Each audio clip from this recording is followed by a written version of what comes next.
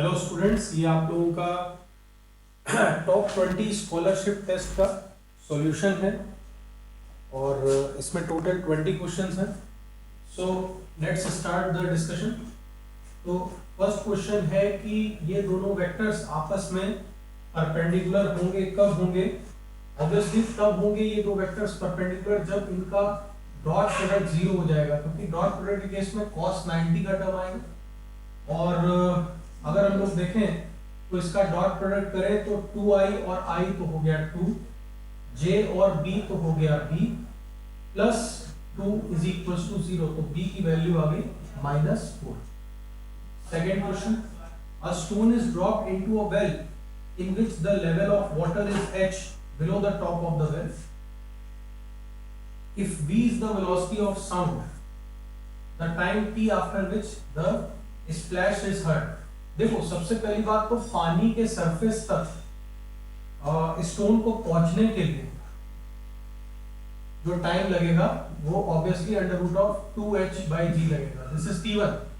अब जैसे ही स्प्लैश हुआ साउंड प्रोड्यूस हुई और अब साउंड जो है वो ट्रैवल करेगी ऊपर की तरफ, ऑब्जर्वर यहाँ पे है, तो हम लोग मानेंगे कि साउंड की स्पीड, ऑब्वियसली ग्रेविटी का कोई असर होने वाला नहीं, साउंड की स्पीड v से ऊपर जाएगी, तो t2 जो होगा वो हो जाएगा h/v। हाइट उसको ट्रैवल करनी है, साउंड को स्पीड है v, तो t1 प्लस t2 कितना हो गया यार? √2h/g प्लस h/v, ये हो गया हम लोग का total time. Alright, third question, the force required to keep a body in uniform circular motion, obviously it is centripetal force, जिसकी वैल्यू होती है mv²/r। Fourth question, the angle of the equation of projectile. The equation of projectile is given by this, or y is equal to √3x minus gx²/2। अगर आप लोगों को equation of trajectory of the projectile पता है, equation of trajectory of the projectile पता है, तो ये क्वेश्चन बहुत इजीली सॉल्व हो जाएगा। और equation of trajectory of the projectile होती है y is equal to x tan theta minus gx² upon 2u² cos² theta, ये इक्वेशन होती है। ऑलराइट, तो x tan थीटा का मतलब हुआ, tan थीटा यहाँ पे कंपेयर करेंगे इस इक्वेशन को, तो tan थीटा होगा √3, तो थीटा की वैल्यू यहाँ पे आ जानी चाहिए कितनी? 60 डिग्री आ जानी चाहिए। और देखो इसको कंपैरिजन करो, इस टर्म को gx² और 1/2 को, तो 1/2 is equal to 1/2 u² cos² theta, 2 से 2 यहाँ पे कैंसिल हो गया, u² cos² थीटा की वैल्यू 1 हो गई। तो यहाँ से वैसे तो प्रोजेक्शन एंगल ही पूछा है, थीटा इज इक्वल टू 60, उससे हमारा आंसर आ गया। अगर अपन cos थीटा की वैल्यू, cos 60 की वैल्यू यहाँ पे पुट कर दें तो हम लोग की u की भी वैल्यू आ जाएगी, दैट इज कितनी स्पीड से प्रोजेक्टाइल को प्रोजेक्ट किया गया था। नेक्स्ट क्वेश्चन है, there is a bird which is flying towards the south with a velocity 40 km per hour and a train is moving with a velocity 40 km per hour towards the east. What is the velocity of bird with respect to an observer in the train? मतलब train के respect में हम लोग को bird की velocity यहाँ पे observe करनी है। तो अब ऑब्वियस ही बात है कि अगर velocity of bird with respect to तुम्हें ट्रेन निकालना है तो रिलेटिव मोशन की इक्वेशन लगाएंगे, velocity of bird with respect to ground minus velocity of train with respect to ground. अब सबट्रैक्शन ऑफ वेक्टर्स कैसे करते हैं, सबको ये चीज मालूम होनी चाहिए। तो train is moving towards the east, तो जो ईस्ट वाला जो टर्म है उसको वेस्ट की तरफ करो, दैट इज 40 kmph, और bird is moving towards the south, तो ये हो गया 40 kmph, और इन दोनों का रिजल्टेंट क्या हो जाएगा?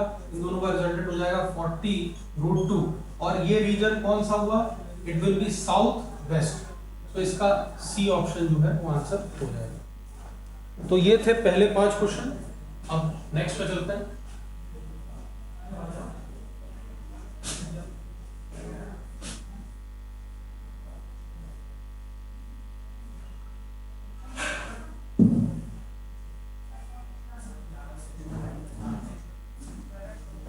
Next, essential characteristic of equilibrium.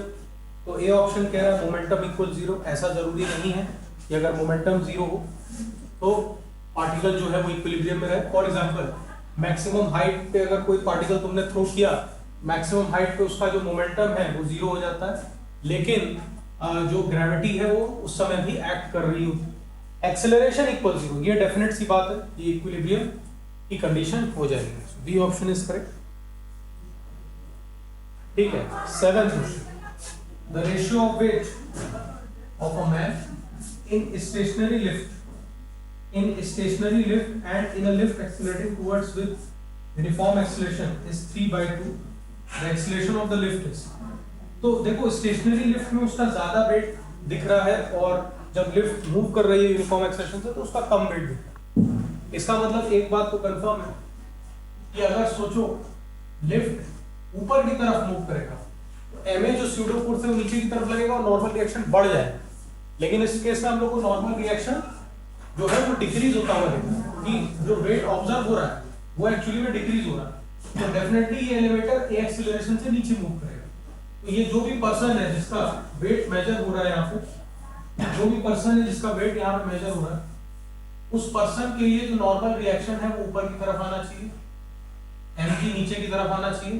और ऑब्वियस सी बात है अगर लिफ्ट नीचे आ रही है तो तुम स्यूडो फोर्स भी ऊपर की तरफ लगाओगे ma। Now mg minus ma जो आएगा अपने पास वो नॉर्मल रिएक्शन आ जाएगा, और जब लिफ्ट स्टेशनरी थी तो उसका वेट mg होगा। देयरफॉर जो रेशियो आया mg upon mg minus ma वो आया 3/2। इसका मतलब 2mg is equal to 3mg minus 3ma, है ना। तो 3ma is equal to mg, तो a is equal to g/3। ये हो गया 7th question. Next, a block of is placed on a rough floor and a horizontal force capital F is applied on it. The force of friction by the floor on the block is measured for different values of F and a graph is plotted. Yes, definitely जैसे जैसे अपन friction बढ़ाते जाएंगे, external force बढ़ाते जाएंगे उसी proportion में friction भी बढ़ता जाएगा। लेकिन याद रखना ये स्टैटिक फ्रिक्शन की कंडीशन है। इसके बाद एक ग्राफ में किंक आता है और उसके बाद कांस्टेंट हो जाता है फ्रिक्शन। इनफैक्ट यहाँ पे एफ होना चाहिए और यहाँ पे स्मॉल एफ फ्रिक्शन, और ये सो ये हो गया 8th क्वेश्चन। 9 देखते हैं। 9th में an insect is trapped in a circular groove of radius 12 centimeter, moves along the groove steadily and completes 7 revolutions in 100 seconds. What is the linear speed of motion? है ना। तो हम लोग लिख सकते हैं उस इंसेक्ट के लिए 2 pi r by velocity is time period. Time period 7 revolutions in 100 seconds. Alright. So एक रेवोल्यूशन कितने में करेगा? 100 by 7 seconds. So 100 by second हो गया टाइम पीरियड। तो स्पीड आ जाएगी लीनियर 2 इंटू लिखा जा सकता है 22/7 इंटू रेडियस भी दिया हुआ है दैट इज 12 बाई, देखो सेंटीमीटर पर सेकंड में निकाल रहे हैं तो 12 वैसे ही लिख लेते हैं इंटू 7/100, तो ये कैंसिल हो गया। ठीक है, और स्पीड हो गई 12 2 24, 24 और 20 जो हुआ वो 480 से कुछ ऊपर हो गया। 5.3 सेंटीमीटर पर सेकंड के आसपास स्पीड आ जाएगी, जो कि हमारे पास बी ऑप्शन। 10th क्वेश्चन कह रहा है planet of energy of a 3 kg body at the surface of a planet is -54 joule, then escape velocity will be. तो यार -54 के बराबर अगर तुम उसको काइनेटिक एनर्जी दे दो तो वो एस्केप कर जाएगा। 54 is equal to half into 3 into v square. ठीक है, 3 से ही कैंसिल होगा, 2 4 3 8 24, तो v is equals to 6 metre per second. अगर ये स्पीड दे दी तो एस्केप कर जाएगा। 11th question, which of the following is constant during the SSM? So we know that total mechanical energy, that is sum of kinetic and potential, will be constant in a case of SHM, simple harmonic motion, चाहे वो linear SHM हो चाहे वो angular SHM हो। Right? 12th question कह रहा है first law of thermodynamics is obviously law of conservation of energy. 13th question, if energy given to a system is 35 joule and the work done by the system. अब physics में work done by the system जो है convention wise positive माना जाता है, तो work done by the system is 15 joule. the change in internal energy of the system. So we know that delta Q is equal to delta U plus W. 35 तुमने दी, 15 work हो गया, change in internal energy हो गया 20. 14 question, if temperature of the body is 140 Fahrenheit, it's value in degree centigrade. तो ये तो सीधे formula हो गया 9/F into C is equal to F minus 32. Conversion कर लेंगे, आंसर आ जाएगा. Next question, at some temperature RMS velocity of hydrogen is 2 into 2000 meter per second. What will be the RMS velocity of O2 molecules? Now we know that VRMS is under root of 3RT by N. Molecular mass पे भी depend करता है. अब oxygen जो है heavy हो गया मॉलिक्यूलरली, और उसका जो मास होगा वो 16 टाइम्स हो जाएगा. तो 16 को बाहर लेंगे अंडर रूट के, तो 1/4 बचेगा. 1/4 ऑफ हाइड्रोजन वेलोसिटी, ठीक है. तो 1/4 कितना हो गया? 500 metre per second. 16 question, temperature at which RMS velocity of the molecules of helium is equal to the RMS velocity of hydrogen at standard temperature and pressure is. Alright. तो अगर RMS speed की बात हो रही है, hydrogen की standard temperature and pressure की बात हो रही है, तो इसका मतलब 273 केल्विन की बात हो रही है ना. 273 केल्विन की बात हो रही है, तो हम लोग VRMS of hydrogen is equal to VRMS of helium. Now 273 Kelvin is the absolute zero basically.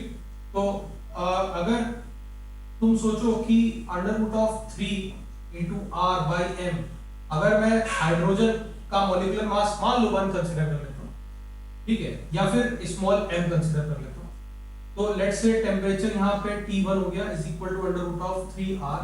Obviously जो हीलियम का होगा वो 4 टाइम्स m हो जाएगा, है ना, दैट इज T2. नाउ यहाँ से हम लोग को पता लग जाएगा कि बेसिकली T2 जो है, क्योंकि 4 बाहर आना चाहिए, है ना. सो यहाँ पे T2 की वैल्यू हम लोग इजीली फिगर आउट कर सकते हैं, और आंसर आ जाएगा अपना 273 degree centigrade. Okay, next question, the RMS square speed of the molecules of gas is.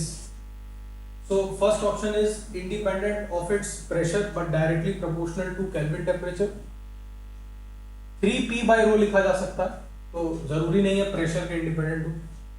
Directly proportional to the square roots of both its pressure and Kelvin temperature, independent of pressure but directly proportional to the square root of its Kelvin temperature, and directly proportional to both its pressure and its Kelvin temperature.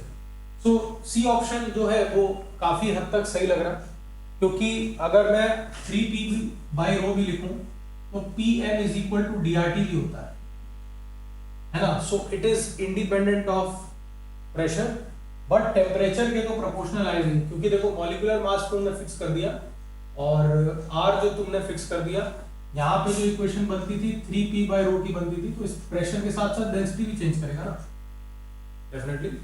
So temperature के square root के proportional हमारा answer. 18, according to Newton's law of cooling the rate of cooling of a body is proportional to. तो Newton law of cooling क्या कहता है कि derivative of temperature of body with respect to time is proportional to temperature of the body minus temperature of the surrounding. यही तो कहता है Newton's law of cooling. Rate of change of temperature of the body with respect to time is proportional to temperature of the body minus temperature of the surrounding. इसका मतलब जितना भी difference of temperature होगा उतना ही तेजी से body cool होगा. Next question 19.